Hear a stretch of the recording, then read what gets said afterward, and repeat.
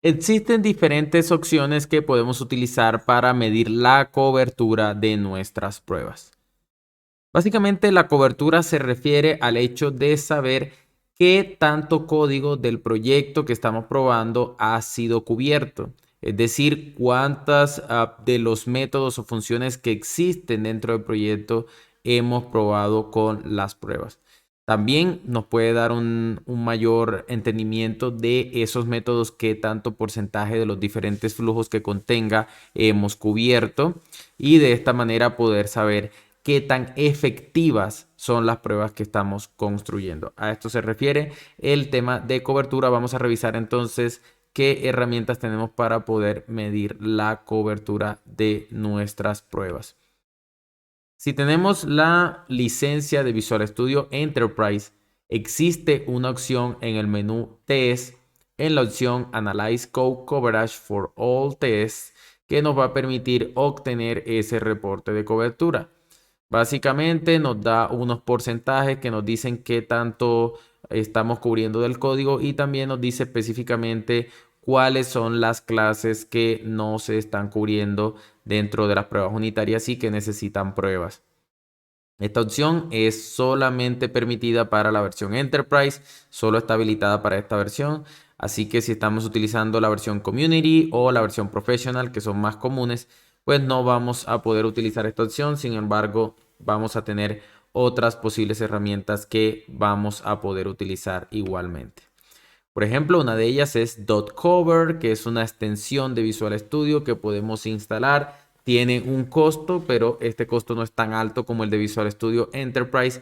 Y también viene en el paquete de ReSharper Ultimate, que es una extensión para Visual Studio creada por la empresa JetBrains. .cover obviamente también es de JetBrains, hace parte de esta suite de herramientas que ofrecen para .NET y nos va a servir para poder hacer esta cobertura. Algunas herramientas un poco más antiguas, pero que también son efectivas, son Finecone Coverage, que todavía se utiliza. Es simplemente una extensión de Visual Studio que podemos instalar para poder obtener ese reporte de cobertura. Tenemos también Encover y OpenCover, que estas sí no tienen mucho soporte hoy en día, casi no se utilizan y no es recomendable, digamos, utilizarlas o depender mucho de ellas, porque al fin y al cabo vamos a tener que reemplazarlas. Sin embargo, es importante mencionarlas porque seguramente hay todavía proyectos, sobre todo de .NET Framework, de la versión vieja de .NET, que utilizan estas herramientas. Durante este curso vamos a utilizar Coverlet. Coverlet es una librería completamente open source y multiplataforma que podemos utilizar para obtener la cobertura de código de nuestro proyecto.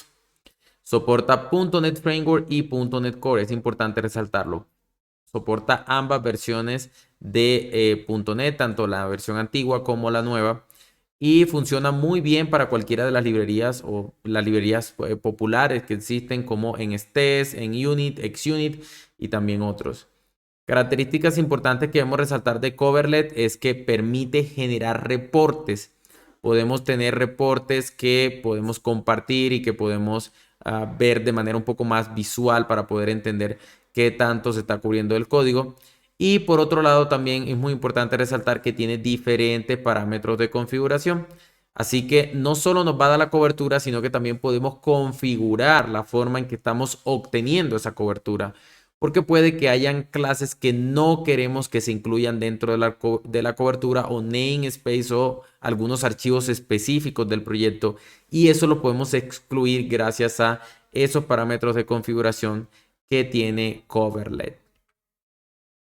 Para usar Coverlet simplemente vamos a utilizar el paquete Coverlet en SBuild, el paquete Coverlet Collector, y podemos ya, después de agregar estos paquetes al proyecto, utilizar el comando .NET-test y con el parámetro collect coverage obtener la cobertura que se va a imprimir en la consola y poder saber cuánto estamos cubriendo de nuestro código. Es bastante fácil de utilizar, es muy intuitivo y también recibe diferentes parámetros. El más básico obviamente es collect coverage, que es para obtener la cobertura, pero también existen otros parámetros que vamos a ir viendo durante el curso y entender cómo podemos configurar de una manera un poco más estricta, si así lo deseamos, esta librería y obtener una cobertura, un reporte de cobertura mucho más fiable.